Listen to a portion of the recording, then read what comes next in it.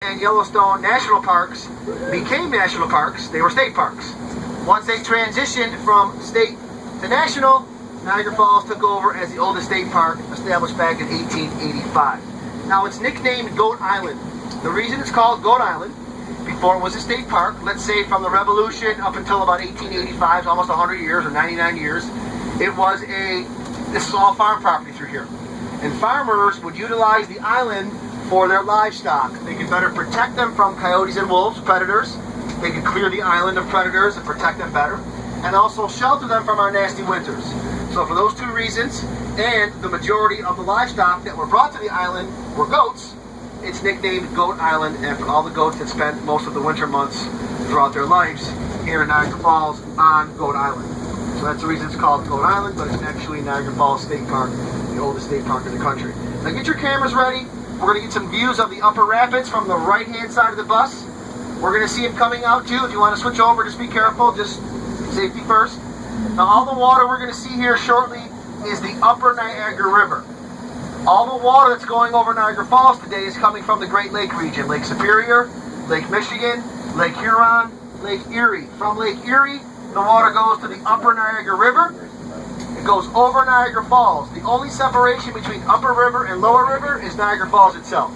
So it goes over Niagara Falls, becomes the lower river, runs about 19 miles out to Lake Ontario, then the St. Lawrence Seaway, then the Atlantic Ocean. 1/5 or 20% of the entire world's fresh water is kept in the 5 Great Lakes and in the upper and lower Niagara River. So it's pretty impressive. A lot of water through here. No drought issues here in Western New York. You see the upper rapids right down to your right. They're pretty impressive.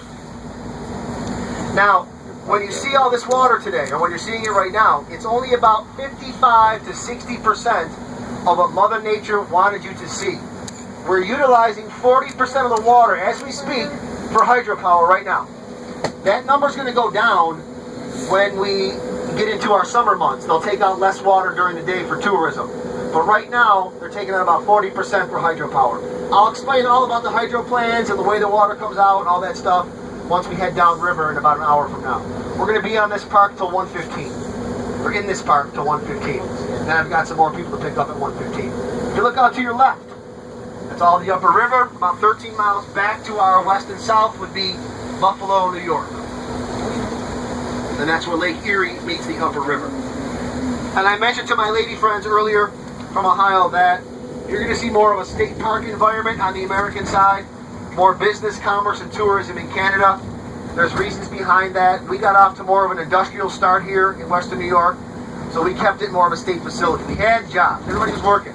DuPont, OxyChem, Harrison Radiator, Nabisco, Bethlehem Steel, Bell Aerospace. So everybody was living the American dream. A lot of immigrants from Italy, Ireland, and Poland, Germany came here, started their families, lived the American dream, being a plant worker or any other type of industry here in Western New York. So we never really developed our areas. The state took over and we became a state park facility. So you're going to see more outdoorsy activities here, more of a natural setting on the American side, more business, commerce, and tourism in Canada. Just so you know, I'm never trying to be negative or positive towards the Canadian side or the American side. I provide the facts. You guys can form your own opinions based on those facts. I'm American, but I love it over in Canada. I played hockey over there my whole life. Plus, don't tell my mom if you ever see her. When I was growing up, the drinking age was only 18 over there. And it was 21 over here in America. So for those 3 summers, I almost spoke French. I was over there so much. It's a great place to be. A lot going on. More business, more commerce, more tourism in Canada. More of a natural state park setting in America. As you can see, those 2 buildings straight ahead. One's a casino, one's a hotel. They look like they're right in front of us in America. They're actually across the river in Canada. So where our state park is here on the American side is where they have all that commerce on the Canadian side. Again, just different types of foundations were put in place back in late 1800, early 1900. Again, one's more natural, one's more business oriented. Okay, we're going to see the American Falls, the Bridalveil Falls, and the Horseshoe Falls here. For my new folks that just hopped on, I'm going to get you closer than this when we go to the observation deck and Prospect Point a little bit later. A lot of the areas are still froze up, as you can see with all the snow we had this year here. So I'll get you as close as I can. You need to be careful of the ice. Just watch your step.